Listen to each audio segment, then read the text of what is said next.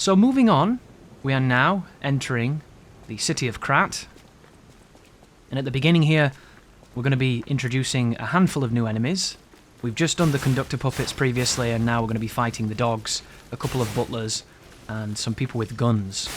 The enemies in this game are really interesting because they have unorthodox movement patterns, and there seems to be a thread online of people really struggling with the telegraphs, which I can respect. The telegraphs are, perhaps if you've not played enough, quite hard to read, but I would argue it just gives the game more of a learning curve, and anything that has a learning curve tends to be more worthwhile for your time.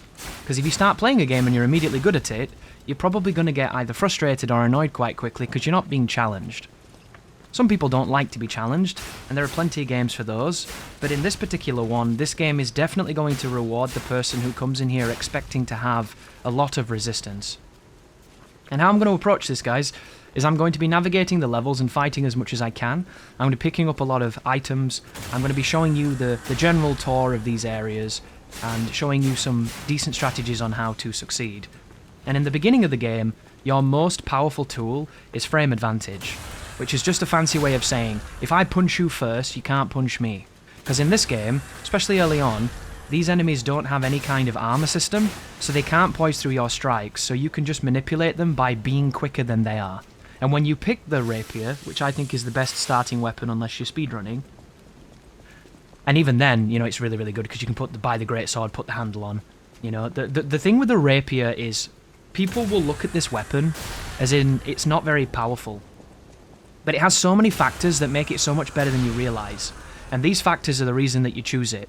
You choose it because not only does it have a forward-moving attack pattern, so you can cover ground as you do it and constantly be staying in the pocket, but it's fast, and it has a backing away attack. So one of the best ways to play with this early on, when you're first learning the ropes, if you do a couple of R1 strikes with the rapier, you will thrust your way into danger, and then if you think you're too close or the enemy's going to attack, if you press R2, you will do a bigger attack that makes you drop away from them. And you can use this to just get out of the range of their attacks, but just stay close enough so that they keep engaging with you. And one of the most powerful tools in Lies of P is spacing. Spacing is something I'm going to talk about a lot, because it enables you to stay just where you need to be, where you can play and they cannot. This to me is the most important aspect of any Souls-like, because this is what Demon Souls and Dark Souls were built on, and this is something that even those games have kinda left behind in the wake of everything's really fast and swings many times. Lies of P has both of these elements. It has lots of swings, it has very aggressive enemies, but it also has this capacity to manipulate them and stand in places where you can have superiority. And we're always looking for supremacy, like right here. I knew he was going to do a Fury attack, and I knew I could charge the R2 to break him. For people that don't know this game and you're just watching, there is a stagger mechanic inside of Lies of P that involves when you land enough parries or enough attacks, you will break what is known as their posture. When their posture is broken, the bar around their HP will glow white. Then you will have a set amount of time to bank in your stagger damage. To do this, you can charge an R2. That's how the game teaches the player. Charge an R2, get rewarded. And when you do it, the enemy will go down, and then you can riposte them with an attack and do a lot of damage and then set up even more damage. It's a very beneficial position for the player to be in. Additionally, guys, if you have a shot put, which is a weapon we'll be finding later on, and I'm going to definitely sell you on the idea of using it, you can throw a shot put at somebody at any range and it will break their white bar and lead to a riposte. This is so important in this game because many enemies are designed when they are weak to back away. They are designed to get out of your range and they move a lot farther than we do. All these people that have problems with a roll, the bosses aren't one of them. They can move at least 3 meters effortlessly backwards, way faster than anybody their size should ever be able to do. But this is the kind of stuff you'll learn by playing, and eventually you'll learn to punish. Unless you're that one cunt on that Lords of the Fallen video who thinks punishing is a bad thing. If you ever watch this, you're a cunt and no one likes you. But down here is a dog and a butler. These are the opening level enemies. They are very fair. They are essentially practice dummies to learn how to engage with Lies of P.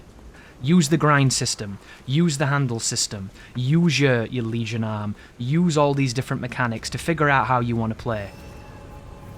See what works for you. And you'll notice on the screen here, guys, that on the bottom right you have the repair area. On the bottom left, we have the information with our grinder and our items, and then of course at the top you have these bars, which are the blue bars known as Fable. In this game, when you attack enemies or when you do various things, you will build your meter, and your meter can be cashed in. And to see what your meter does in the bottom right, you'll notice both the blade and the handle have different special moves. In this walkthrough, you're not going to see me use these too much. It's not because I don't like them and I don't think you should, it's because I don't want to be relying on something that you don't have or you can't use. I want this walkthrough to appeal to the most people so that you can come in here and have the most success. And against the Puppet Master here, a really strong strategy is to stay close to him, back away when he does anything but the thrust. When he does the thrust, if you move to the side of it, you can stay in the pocket and attack him like I just did then. You can roll if you want to, you can run if you want to, both are good.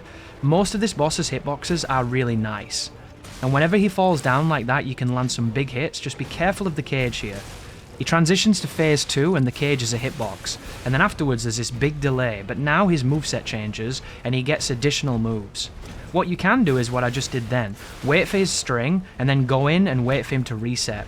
Whenever you watch this boss put his weapon down into the ground right here, he was about to do it but I stunned him, it means he cannot do anything until he's done that animation.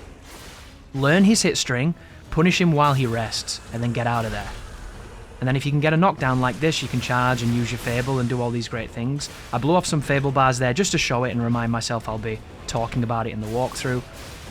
And then if you combine all these elements together, you will hopefully have success over the first boss of the game, and many more to come.